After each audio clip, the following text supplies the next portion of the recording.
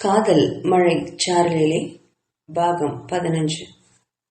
குரு சொன்னதை கேட்ட மீராவுக்கு அவ ஏன் அப்பவே தான் பிரணவி இல்ல மீராதான் அப்படின்னு சொல்லலன்னு ரொம்ப சங்கடப்பட்டு யோசிச்சு பார்த்தா.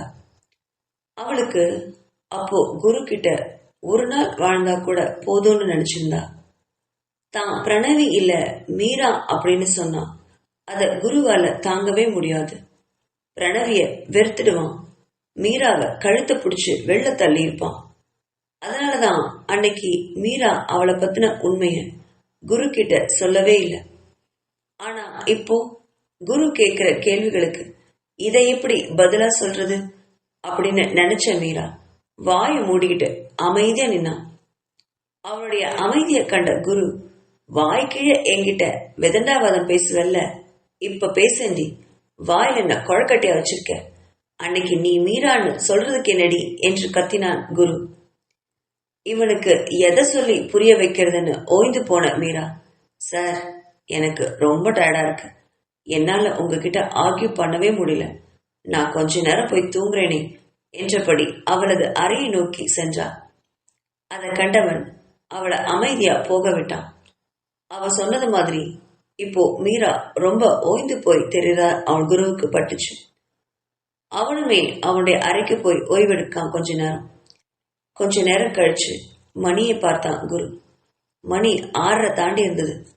அறையை விட்டு வெளியில வந்தவன் மீரா இன்னுமே தூங்கிட்டு இருக்கா அப்படிங்கிறத பார்த்து அவளை தொந்தரவு செய்யாம அவளுடைய கதவையும் சாத்திட்டு வெளிப்புற கதவையும் சாத்திட்டு வெளியில கிளம்பினான் குரு. அவனுக்கு இப்போ பிரணவிய பார்த்தே ஆகணும், இந்த பிரச்சனைகளுக்கெல்லாம் ஒரு முடிவு கட்டியே ஆகணும் அப்படிங்கிற எண்ணம் மட்டும் மனசுல உறுதியா இருந்தது. நேரா பிரணவிய தேடி போனான் குரு. இப்போ பிரணவி எங்க இருப்பா அப்படின்னு அவனுக்கு நல்லாவே தெரியும். அவ இருக்கிற அந்த கிளப்புக்கு போய் பார்த்தான். அங்க யாரோ ஒருத்தன் கூட டான்ஸ் ஆடிட்டு இருந்தா பிரணவி. அதை பார்த்தவன் பிரணவிக்கு அலைபேசியில தொடர்பு கொண்டான். குருவோட எண்ணம் பார்த்ததும் தன்னுடைய ஆடிய நண்பனை விலக்கிட்டு அங்க சத்தமிடும் பாடல் ஒளி அலைபேசியில எதிர்மொழியில கேட்காத அளவுக்கு தூரமா போய் நின்னா பிரணவி. இத்தனை செய்கையும் குரு அங்கிருந்து பார்த்துக்கிட்டு தான் இருந்தான். ஹலோ அப்படின்னு பேசின பிரணவி கிட்ட, பிரணவி நான் குரு பேசுறேன், இப்போ நீ எங்க இருக்க அப்படின்னு கேட்டான் ஒன்னும் தெரியாதவ மாதிரி. பிரணவி சுத்தி முத்தியும் பார்த்துட்டு அவ கிளப்ல இருக்கிறதா குரு கிட்ட சொல்ல முடியாம, இங்க நான் என்னோட ஃப்ரெண்டு வீட்டுக்கு வந்தேன், அவளுக்கு கொஞ்சம் உடம்பு சரியில்லை, அதான் பார்த்துட்டு போலான்னு வந்தேன் அப்படின்னு சொல்லி நிறுத்தினா பிரணவி. அதை கேட்டவன் மனசுக்குள்ள சிரிச்சபடி, சரிதான் பிரணவி, இப்போ நான் உன்கிட்ட கொஞ்சம் அவசரமா பேசணுமே, பேசலாமா அப்படின்னு கேட்டான். ஓ பேசலாமே குரு, சொல்லுங்க என்ன விஷயம், நான் ஃப்ரீயா தான் இருக்கேன் என்றார். போன்ல இல்ல பிரணவி, நான் உன்னை நேர்ல பார்த்து பேசணுமே, இது போன்ல பேசுற விஷயமே இல்லை அப்படின்னு சொன்னான். அதை கேட்ட பிரணவி, அப்படின்னா எனக்காக ஒரு மணி நேரம் வெயிட் பண்ணுங்க குரு, நான் இங்கிருந்து கிளம்பி வர்றதுக்கு எப்படி 1 மணி நேரம் ஆயிடும்னு சொன்னான். அதெல்லாம் தேவையில்லை பிரணவி, நீ நினைச்சா 1 நிமிஷத்திலேயே என்ன பார்த்தலாம் அப்படின்னு சொன்னான். அவளுக்கு ஒண்ணுமே புரியல. என்ன சொல்றீங்க குரு, எனக்கு ஒண்ணுமே புரியலையே அப்படின்னு கேட்டவகிட்ட, கொஞ்சம் உனக்கு இடது பக்கமா அங்க ஒரு கண்ணாடி கதவு இருக்கு பாத்தியா, அங்க ஒரு நாற்காலி இருக்கு பாரு, அங்க நான் உட்கார்ந்துட்டு இருக்கேன், இங்க வந்தேன்னா நம்ம பேச வேண்டிய விஷயத்தையெல்லாம் பேசிட்டு நம்ம எல்லா உறவையும் முடிச்சுக்கலாம் என்றான் குரு. அவன் சொன்ன இடத்தை திரும்பி பார்த்த பிரணவி அதிர்ச்சியில மலைத்து போய் நின்னான். அங்க குரு ஒரு டேபிள் பக்கத்துல கால் மேல கால் போட்டு உட்கார்ந்துட்டு இருந்தான். பிரணவியை தான் பார்த்துக்கிட்டே இருந்தான் குரு. அதை பார்த்தவளுக்கு வயிற்றுல பீதி கிளம்பிச்சு. ஐயோ இவன் கிட்ட நல்லா மாட்டிட்டோம் போல இருக்கே அப்படின்னு நினைச்சபடி அவனை சமாளிக்கணுமேன்னு நினைச்சுக்கிட்டே அவன்கிட்ட ஓடி வந்தா பிரணவி.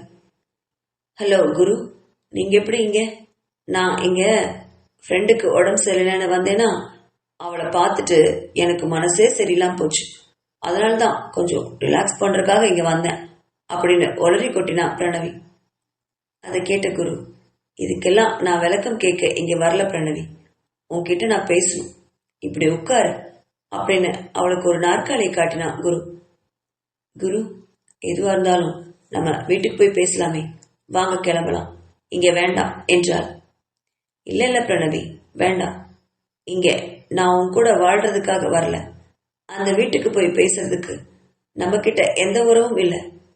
அதனால இங்கே உட்கார்ந்து பேசி முடிச்சிடலாம் அப்படின்னு சொன்னவன் அவன் கையில கொண்டு வந்த மொத்த ஃபைலையும் தூக்கி அவகிட்ட போட்டான். குரு, இதை கொஞ்சம் பாரு, உன்னுடைய மொத்த வரலாறும் இதுல இருக்கு அப்படின்னு சுட்டி காட்டினான். அதை வாங்கி பார்த்த பிரணவிக்கு தலையை சுத்துச்சு. இவ சுகுமார் கூட எடுத்துக்கொண்ட புகைப்படங்கள், மற்ற ஆண்களுடன் எடுத்துக்கொண்ட புகைப்படங்கள் எல்லாமே இருந்தது. புகைப்படங்கள் மட்டும் இல்லாம அதுல கீழே எப்போ அந்த புகைப்படம் எடுத்தது அப்படிங்கிற தேதியும் ஆண்டும் கூட இருந்துச்சு. மேலும் அவளை பற்றின அத்தனை விவரங்களையும் அதுல இருந்துச்சு.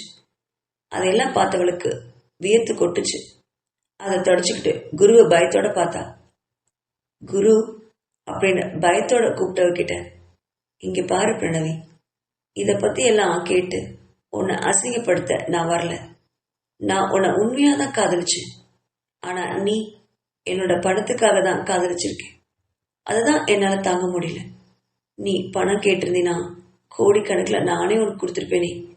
காதல்கிற பேர்ல என்னை இப்படி ஏமாத்திட்டே பிரணவி.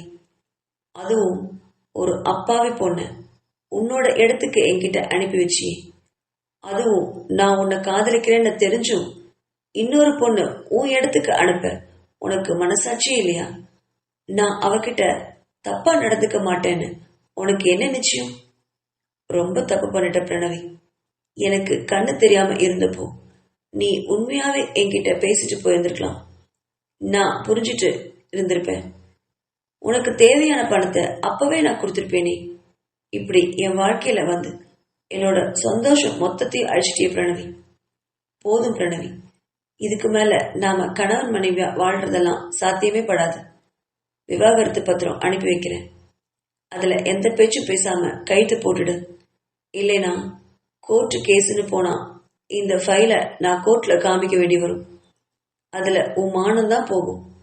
உனக்கு தேவையான பணத்தை நான் கொடுத்துடுறேன். இதோட நம்ம முடிச்சுக்கலாம். வீட்டுக்கு இனிமேலாம் வராத பிரணவி. நீ அந்த வீட்டுல இருக்கறனாலதான் அந்த வீட்டுக்கே நான் இப்ப போறதில்ல. உனக்கு ஒரு வழி பண்ணணும் தான் இவ்வளவு நாள் காத்துட்டு இருந்தேன். இப்போ எல்லா விஷயமும் எனக்கு தெரிஞ்சிருச்சு. இனிமே உனக்கும் எனக்கும் நடுவுல ஒண்ணுமே இல்லை. எல்லாம் முடிஞ்சு போச்சு. உனக்கு ஜீவனாம்சமா என்ன பணம் கொடுக்கணும் சொல்லு, நான் செட்டில் பண்றேன். இனி நான் மீராவை கல்யாணம் பண்ணிட்டு சந்தோஷமா வாழணும்னு நினைக்கிறேன். இனி என் வாழ்க்கையில எப்பவுமே வராது அப்படின்னு சொல்லி அந்த ஃபைலை எடுத்துக்கிட்டு அங்கிருந்து கிளம்பினான் குரு. குரு பேசுனது பிரமித்தபடியே அதிர்ச்சியோட கேட்டுட்டு இருந்தா பிரணவி. அன்னைக்கு ரொம்ப நேரம் ஆனதுக்கு அப்புறம் தான் அவளுக்கு சுயநினைவே வந்துச்சு. அவளுடைய கோபம் எல்லாமே மீரா கிட்ட திரும்பி இருந்தது. அடுத்த வினாடியே சுகுமாருக்கு அலைபேசியில கூப்பிட்டா பிரணவி.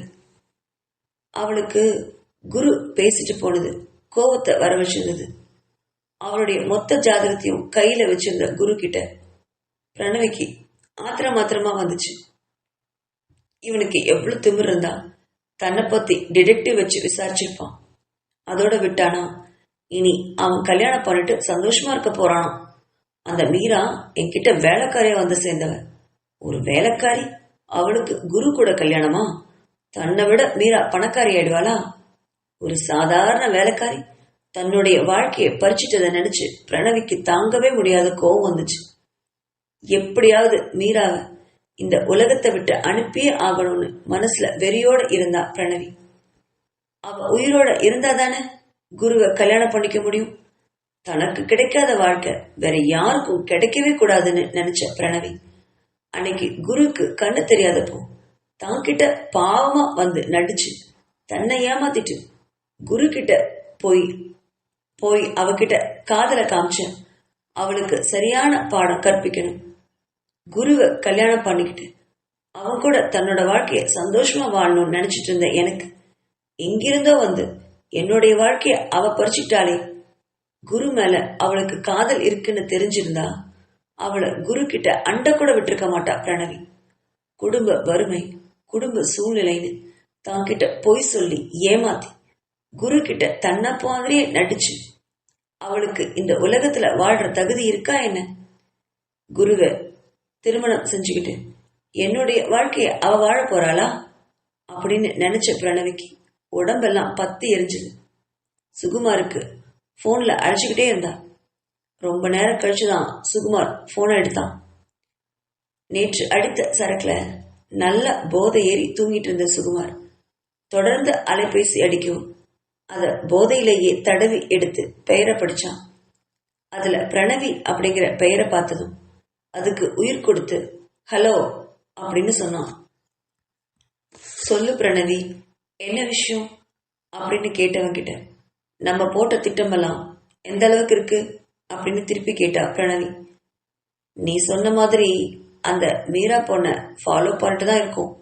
அது டெய்லியும் காலையிலும் சாயங்காலமும் பஸ்ல தான் ஆபீஸ்க்கு போயிட்டு வரா. வேற எங்கேயும் அந்த பொண்ணு போறதே இல்லை அப்படின்னு சொன்னவன் கிட்ட சரி அப்போ நாளைக்கு அந்த பொண்ணை முடிச்சிடலாம் என்றாள். அதை கேட்ட சுகுமார் என்னாச்சு, என்ன இவ்வளவு சீக்கிரம் நாளைக்கே அப்படின்னு சொல்ற அப்படின்னு கேட்டவன் கிட்ட குரு வந்து பேசி போன விஷயங்களை சொன்னா பிரணவி.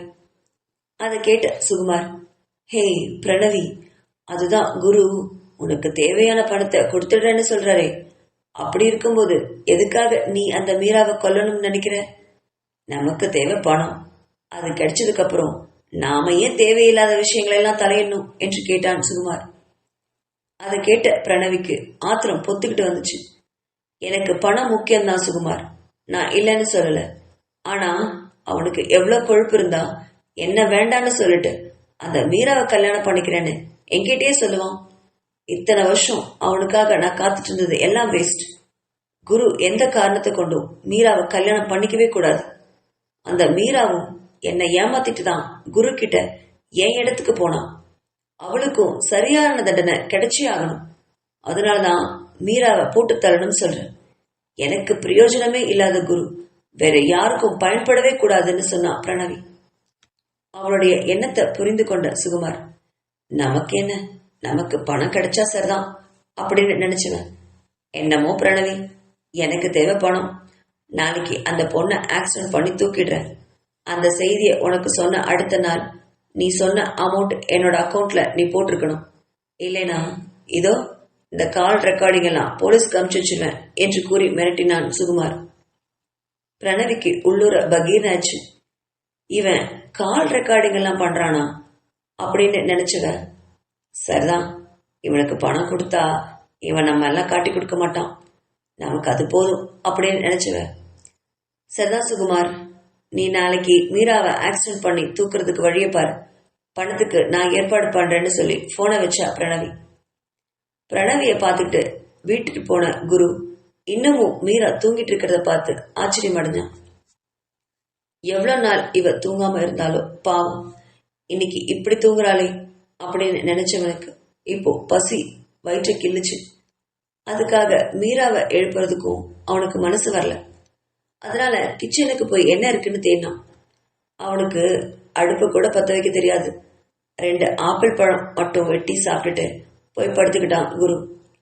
நடு இரவுல கண்ணு விழிச்ச மீரா மணியை பார்த்து திடுக்கிட்டா. ஐயோ, நான் இவ்வளவு நேரமா தூங்கிட்டேன் அப்படின்னு பதறிட்டு எழுந்து குருவோட அறைய சற்று எட்டி பார்த்தா. கதவு திறந்துதான் இருந்துச்சு. குரு எதையோ லேப்டாப்ல வேலை செஞ்சுட்டு இருந்தான். அதை பார்த்தவ மெதுவா அரைக்கதவை தட்டிட்டு உள்ள போய் உங்களுக்கு சாப்பிடறதுக்கு ஏதாவது வேணுமா, பசிக்குதா அப்படின்னு கேட்டா மீரா. மீராவோட குரலை கேட்டு திடுக்கிட்டு விழிச்சுவேன். அம்மா பரதேவத, கண்ணு முடிச்சிட்டியா? எனக்கு பசி உயிர் போகுது. எனக்கு அடுப்பே பத்த வைக்க தெரியாது. இதுல நான் எங்கிருந்து சமைச்சு சாப்பிட? தயவு செஞ்சு ஒரு 2 தோசை மட்டும் சுட்டு எடுத்துட்டு வரையா அப்படின்னு கேட்டா குரு. அவளுக்கு அவன் கேட்டது கொஞ்சம் குற்ற உணர்வா இருந்துச்சு. இவ்வளவு நேரம் தூங்கிட்டோமே, பாவம் அவன் அப்படின்னு நினைச்சவன் வேக வேகமா அடுப்படிக்கு போய் 2 தோசைகளை சுட்டு எடுத்துட்டு வந்து குரு கிட்ட கொண்டு வந்து கொடுத்தா. அத ஆர்வமா வாங்கி சாப்பிட்டவன், அப்பா இப்பவாவது உனக்கு எனக்கு பசிச்சிருக்கும், தோசை சொல்லணும்னு தோணுச்சே, அது வரைக்கும் சந்தோஷம் தாயே, நீயும் போய் சாப்பிடு அப்படின்னு சொன்னான் குரு. குருவோட வயிறு நிறைஞ்சதும் மீரா கிட்ட கொஞ்சம் வம்பளக்க ஆரம்பிச்சிருந்தான். அதை உணர்ந்த மீரா, இவ்வளவு பசியோட இருப்பவரு ஆர்டர் போட்டு சாப்பிட்டிருக்க வேண்டியது தானே, உங்களுக்கு ஹோட்டல்ல சாப்பிட்டு பழக்கம் இல்லையா அப்படின்னு கேட்டா மீரா. ஹோட்டல்ல சாப்பிட்டெல்லாம் பழக்கம்தான், ஆனா வீட்டுல நீ தண்டமா இருக்கும்போது அனாவசியமா ஹோட்டலுக்கு ஏன் காசு கொடுக்கணும்னு தான் பார்த்தேன் அப்படின்னு நக்கலா சொன்னான் குரு. என்னது, நான் வீட்டுல தண்டமா இருக்கேனா? ஏன், உங்களுக்கெல்லாம் என்ன பார்த்தா எப்படி தெரியுது? நான் என்ன உங்க வீட்டு வேலைக்காரியா? நீங்க தோசை சுடுன்னு சொன்ன உடனே நான் சுட்டு எடுத்துட்டு வர்றதுக்கு என்று கேட்டாள் மீரா. உடனே குரு அவளை மேல இருந்து கீழே வரைக்கும் பார்த்துட்டு, நான் அப்படிதான் உங்ககிட்ட இப்ப கேட்டேன், 2 தோசை சுட்டு எடுத்துட்டு வரையான்னு கேட்டேன், எடுத்துட்டு வந்து கொடுத்தியா இல்லையா? அப்போ நீ எனக்கு வேலைக்காரி தானே அப்படின்னு மறுபடியும் நக்கலோட சொன்னான் குரு. அதை கேட்ட மீரா, இவன் மீண்டும் தன்கிட்ட விதண்டாவாதம் செய்ய ஆரம்பிச்சிட்டான் அப்படின்னு நினைச்சவளுக்கு அவன் மண்டல ஓங்கி நச்சுன்னு போடணும்னு தோணுச்சு. நான் இவனுக்கு வேலைக்காரியா? திமிரப்பாரு அப்படின்னு நினைச்சுவேன். நான் ஒன்னும் யாருக்கும் வேலைக்காரி கிடையாது, இது என்னோட வீடு, நீங்க தான் இங்க வந்து தங்கி உட்கார்ந்துட்டு இருக்கீங்க என்றாள். அப்ப எதுக்கு நீ இவ்வளவு கோவப்படுற? உண்மையை சொன்னா எப்பவுமே மத்தவங்களுக்கு கோவம் தான் வரும். இது உன்னோட வீடா இருந்தாலும் நீ தான் எனக்கு சமைச்சு போடுற. 4 வருஷத்துக்கு முன்னாடி என்கிட்ட வந்தியே, அப்போ அது என்னோட வீடு, அங்கேயும் நீ தான் எனக்கு சமைச்சு போட்ட, நினைவிருக்கா இல்லையா அப்படின்னு கேட்டான் குரு. அப்போ நீ எனக்கு வேலைக்காரி தானே அப்படின்னு மீண்டும் அதுலயே நின்னான் அவன். குரு பேசுனதை கேட்ட மீராவுக்கு கொஞ்சம் கடுப்பேறினாலும் அவன் சொன்னதுல உண்மை இருந்தது. அன்னைக்கும் அவனுக்கு சேவை செய்யறதுக்கு தான் போனான், இன்னைக்கும் இவனுக்கு சேவை செஞ்சுட்டு தான் இருக்கா. அப்போ தான் வேலைக்காரி தானே அப்படின்னு நினைச்சவளுக்கு கண்கள்ல நீர் எட்டி பார்த்துச்சு. அதை கண்ட குரு, ஹே, இப்ப எதுக்கு உனக்கு இந்த அழுக வருது? இப்படி செய்யறதுக்கு உனக்கு ஏதாவது சம்பளம் வேணும்னா சொல்லு, பணம் கொடுத்து விடுறேன், வாங்கிக்கோ அப்படின்னு மறுபடியும் அதே நக்கலோட சொன்னான் குரு. இவனுக்கு தோசை சுட்டு கொடுக்கறதுக்கு பதிலா நாம எந்திரிக்காமே இருந்திருக்கலாம். பாவம் பார்த்து இவனுக்கு வயிற்றுக்கு சோறு போட்டா வாய் மட்டும் எப்படி பேசுறான் அப்படின்னு நினைச்சேன். அவன் கையை கழுவி வச்ச தட்டை எதுவும் பேசாம எடுத்துட்டு வெளியில போனான் மீரா. குருவுக்கு இப்போ மீராவை வம்பிழுத்துக்கிட்டே இருக்கணும்னு தோணுச்சு. அவ வெளியில போறத பார்த்தவன் மீரா பின்னாடியே போனான். அவ கிச்சனுக்கு போனதும், எனக்கு தோசை சுட கத்து தரையா? எப்பவுமே உன்னையே நம்பிட்டு இருக்க முடியாது பாரு, எனக்கு பசிச்சா நானே சுட்டுக்கலான்னு பாக்குறேன், எனக்கு கத்து தரையா அப்படின்னு கேட்டான் குரு. அது கேட்ட மீரா திடுக்கிட்டு போய் அவனை பார்த்தான். அதெல்லாம் ஒண்ணும் வேணாம் சார், நானே உங்களுக்கு சுட்டு தரேன், எனக்கு ஒரு பிரச்சனையும் இல்லை, நீங்க அடுப்பெல்லாம் பத்த வைக்க வேண்டாம், நானே பாத்துக்கிறேன் அப்படின்னு சொன்னான் மீரா. ஏன், நான் சமையலை கத்துக்க கூடாதா? எனக்கு கத்து தர மாட்டியா? எப்பவுமே நான் உன்னையே நம்பி இருக்கணுமா அப்படின்னு கேட்டான் குரு. இனி இவன் கிட்ட பேசி பிரயோஜனமே இல்லை அப்படின்னு நினைச்சவ, சரிங்க சார், நாளையிலிருந்து உங்களுக்கு சமையல் கத்து தரேன், இவ போய் தூங்குங்க, எனக்கு தூக்கம் வருது அப்படின்னு விலகி போனவள கையை பிடிச்சு தடுத்து நிறுத்தினான் குரு. என்ன, எனக்கு மட்டும்தான் தோசை சுட்டுறது போல இருக்கே, உனக்கு நீ சுட்டுக்கலையா? நீ சாப்பிடவே இல்லை போல இருக்கே அப்படின்னு கேட்டான். அவனுடைய கையிலிருந்து தன்னோட கைய உருவிக்கிட்டவன், எனக்கு பசிக்கல சார், நீங்க பேசுற வார்த்தைகள்லயே எனக்கு வயிறெல்லாம் நிறைஞ்சு போய் வழியுது, மனசெல்லாம் சந்தோஷமா இருக்கு, எனக்கு இப்ப போய் தூங்கினா போதும்னு இருக்கு, நான் போறேன் சார், விடுங்க என்று விலகியவளை மீண்டும் கையை பிடிச்சு தடுத்து நிறுத்தினான். சும்மா விடுங்க சார், நடு ராத்திரியில சும்மா என்கிட்ட வம்பு பண்ணிட்டு அப்படின்னு எரிஞ்சு விழுந்தா மீரா. அதை கண்டுக்காம, இங்க வா, எனக்கு அடுப்பை எப்படி பத்த வைக்கணும்னு சொல்லிக் கொடு அப்படின்னு பிடிவாதமா நின்னான். அவன் பிடிவாதத்தை கண்ட மீரா, இனி அவன் இறங்கவே மாட்டான் அப்படின்னு உணர்ந்துகிட்டு அவனுக்கு அடுப்பை எப்படி பத்த வைக்கணும்னு சொல்லி கொடுத்தான். அதே மாதிரி மாவே இல்லாம தோசை கல்ல தோசை எப்படி வச்சு சுடணும்னு சொல்லி கொடுத்தான். அதை பார்த்த குரு, மாவே இல்லாம எப்படி தோசை சுடுறது? போய் மாவை எடுத்துட்டு வந்து சுட்டு காமி, நானும் ஒரு தோசை சுடுறேன் என்றான். அவனுடைய பிடிவாதத்துல கடுப்பேறிய மீரா மாவு எடுத்து ஒரு தோசையை எப்படி சுடணும்னு சுட்டு காட்டுச்சா. அதே மாதிரி குருவும் அடுத்த தோசையை சுட்டான். 2 தோசைகள் ஆனதும் அடுப்பை அணைச்சிட்டு குரு, இந்த 2 தோசைய குப்பையிலையா போட முடியும், இந்தா இத உன் வயிற்றுல கொட்டிக்கோ அப்படின்னு அவருடைய கையில திணிச்சான் குரு. அந்த தோசைகளை பார்த்து மிரண்டு விழிச்சா மீரா.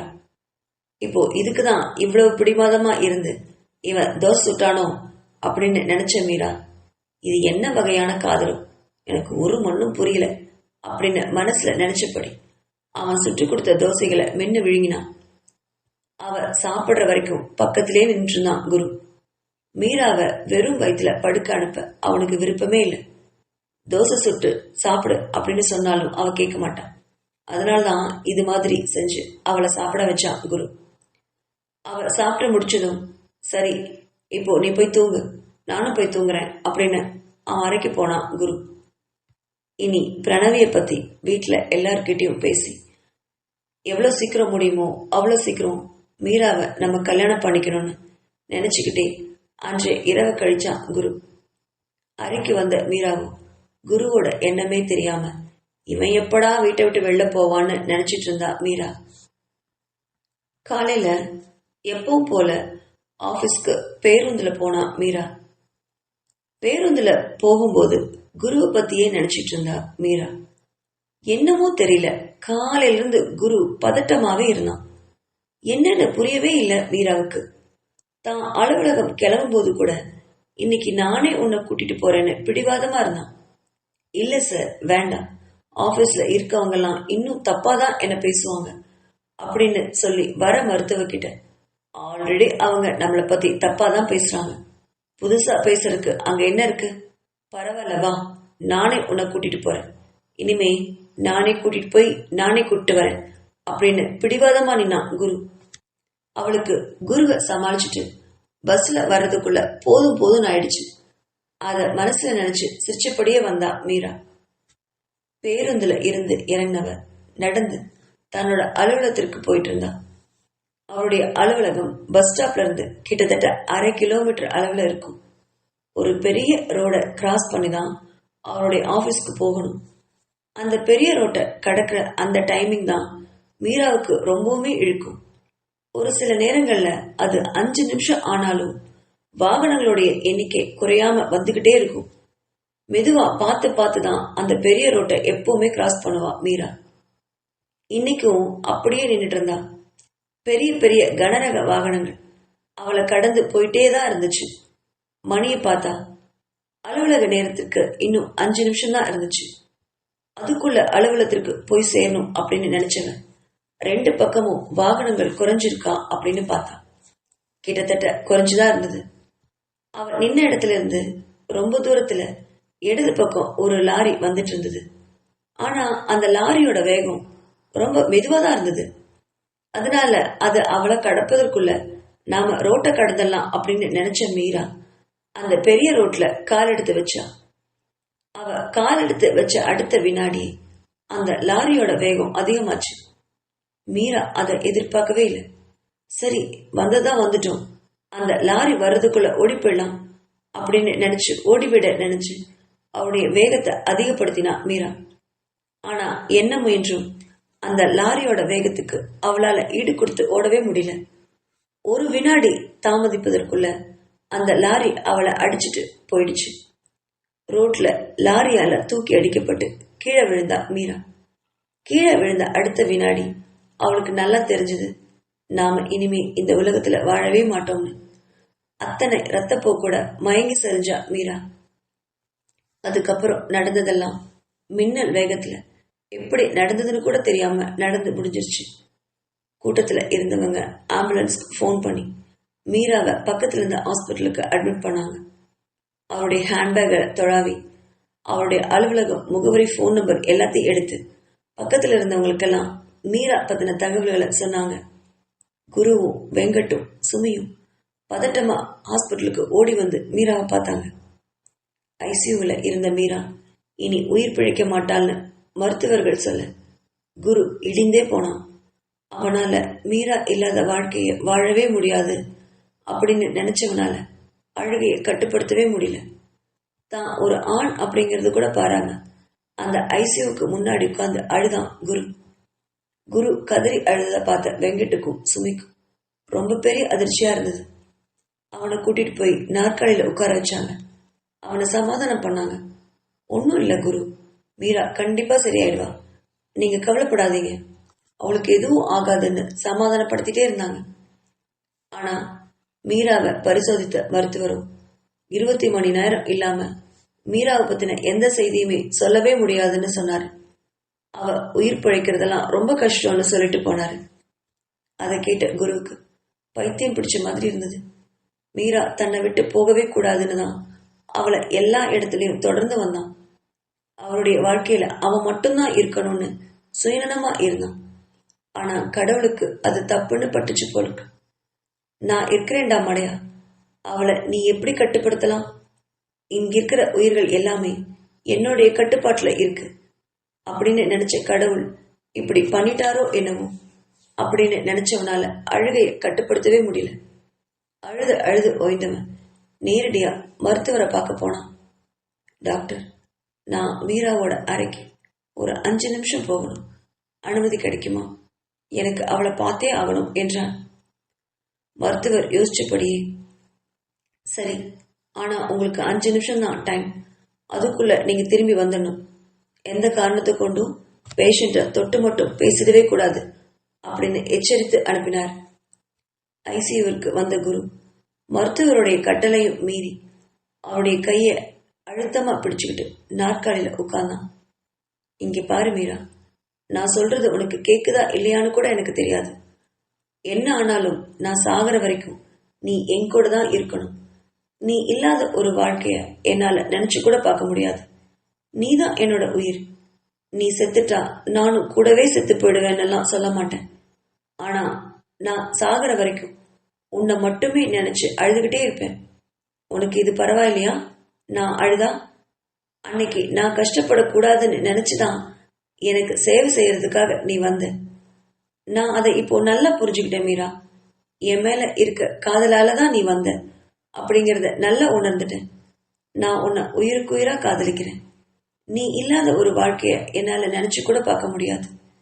நான் இப்போ சொல்றதுதான் உனக்கு கடைசி வார்த்தை. நீ என்கிட்ட வந்தே ஆகணும். என்ன ஆனாலும் சரி, நான் உனக்காக என்னோட வாழ்க்கை ஃபுல்லா காத்துக்கிட்டே இருப்பேன். அதை மட்டும் எப்பவும் மறந்துடாத அப்படின்னு அவருடைய கைகளை அழுத்தமா பிடிச்சபடி வார்த்தைகளை தீவிரமா சொன்னான் குரு. குரு சொன்ன வார்த்தைகள் அத்தனையுமே மீராவோட காதுல விழுந்துச்சோ என்னவோ. அவளுடைய கால் விரல்கள் கொஞ்சம் அசைச்சு காமிச்சது. அதை உணர்ந்த குரு கண்கள்ல நீரோட மீராவோட கைகளை பிடிச்சு கதறி அழுதுட்டான். இங்க பாரு மீரா, என்னை விட்டு போயிடாது. என்னால அதை தாங்கவே முடியாது. சீக்கிரமா என்கிட்ட வந்துரு. நாம சந்தோஷமா இருக்கலாம். நிறைய குழந்தைங்களை உன்ன மாதிரி பெத்துக்கலாம். தயவு செஞ்சு என்கிட்ட வந்துரு மீரா அப்படின்னு கதறி அழுதான் குரு. அப்போ உள்ள வந்த நர்ஸ், சார் போதும், ரொம்ப நேரம் ஆயிடுச்சு, நீங்க வெளில போங்க அப்படின்னு அனுப்பி வச்சா. அடுத்த 24 மணி நேரமும் குரு மீராவுக்காக தவம் இருந்தான்.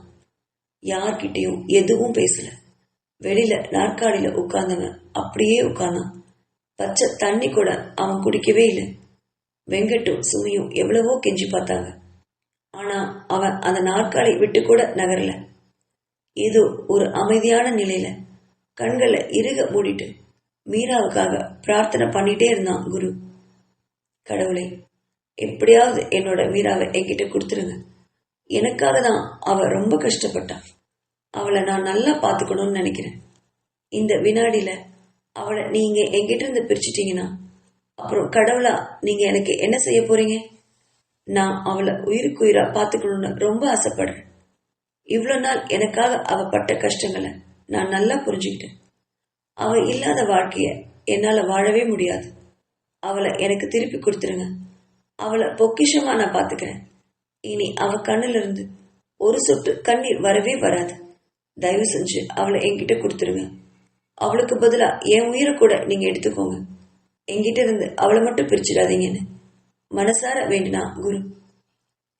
ஒரு இரவு ஒரு பகல் போனதுக்கு அப்புறம் மீரா கிட்ட நல்ல முன்னேற்றம் தெரிஞ்சதா மருத்துவர் வந்து சொன்னதும் தான் குருவுக்கு உயிரே வந்துச்சு.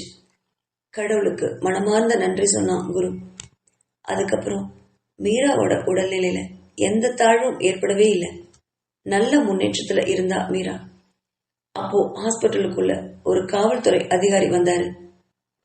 அவர் குருவை பார்த்து அந்த லாரி டிரைவர் பத்தின விஷயங்களையும் அதுக்கு காரணம் பிரணவி சுகுமார் அப்படிங்கிற விஷயத்தையும் சொல்லிட்டு அவங்கள கைது செய்ததா சொல்லிட்டு போனாரு. அதை கேட்டவன் வெங்கட் கிட்டையும் சுமி கிட்டையும் மீராவை பார்த்துக்க சொல்லிட்டு நேரா ஸ்டேஷனுக்கு போனான். அங்க பிரணவியை பார்த்தவன், இனி உனக்கும் எனக்கும் ஒரு துளி சம்பந்தம் கூட இல்ல பிரணவி. இனி என்கிட்ட இருந்து உனக்கு எந்த ஜீவனாம்ச பணமும் கிடைக்காது.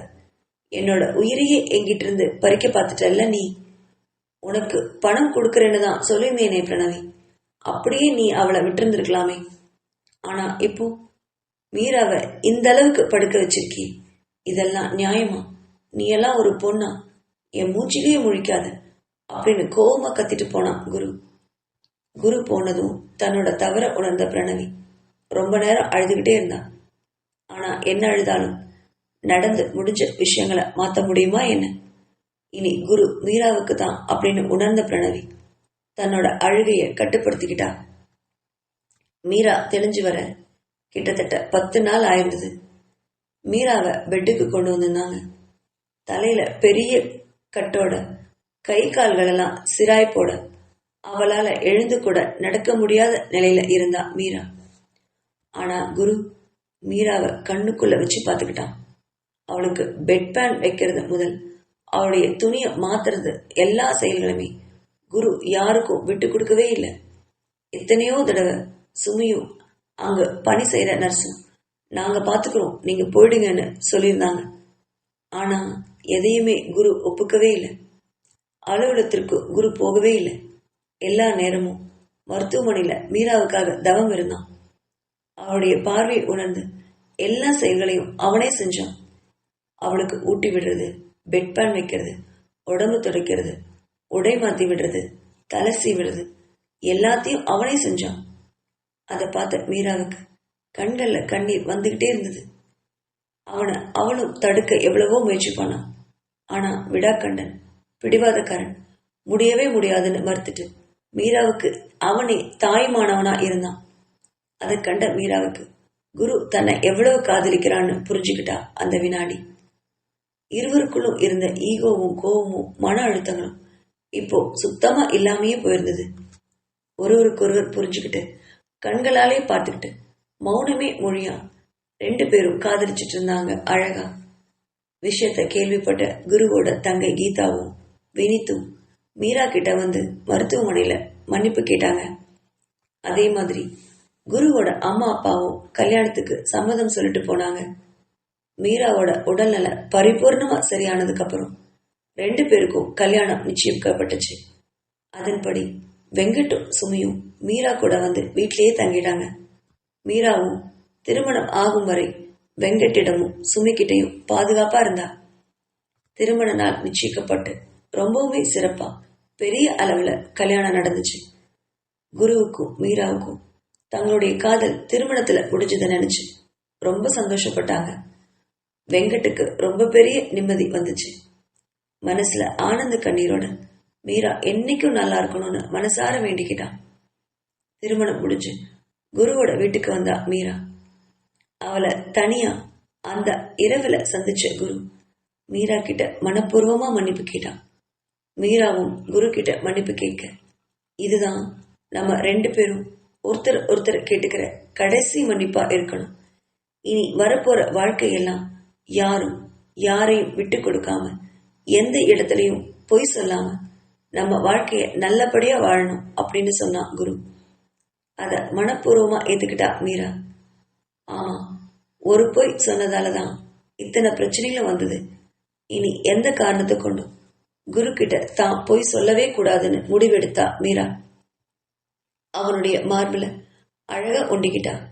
அவளை அழகா அரவணைச்ச குரு அவளுடைய நெற்றியில அன்பா முத்தமிட்டான். அந்த சந்தோஷத்தை தாங்க முடியாத மீராவுக்கு கண்கள்ல கண்ணீர் பெருக ஆரம்பிச்சிருந்தது. அதை பார்த்தவன் தன்னோட உதடுகளாலேயே மீராவோட கண்ணீரை தொடச்சு விட்டான். இனி எந்த காரணத்தை கொண்டும் இந்த கண்ணுல கண்ணீர் வரவே கூடாது மீரா. நான் உயிரோட இருக்கிற வரைக்கும் உன்னை என் கண்ணுக்குள்ள வச்சு பார்த்துப்பேன் அப்படின்னு சொன்னவன் அவளுடைய உதடுகளை மென்மையா தனது முத்திரைகளை பதிச்சான். இனி வரப்போகும் அத்தனை நாட்களிலும் மீராவும் குருவும் சந்தோஷமா வாழணும் அப்படின்னு நாமும் வாழ்த்தி விடை பெறுவோம். நன்றி.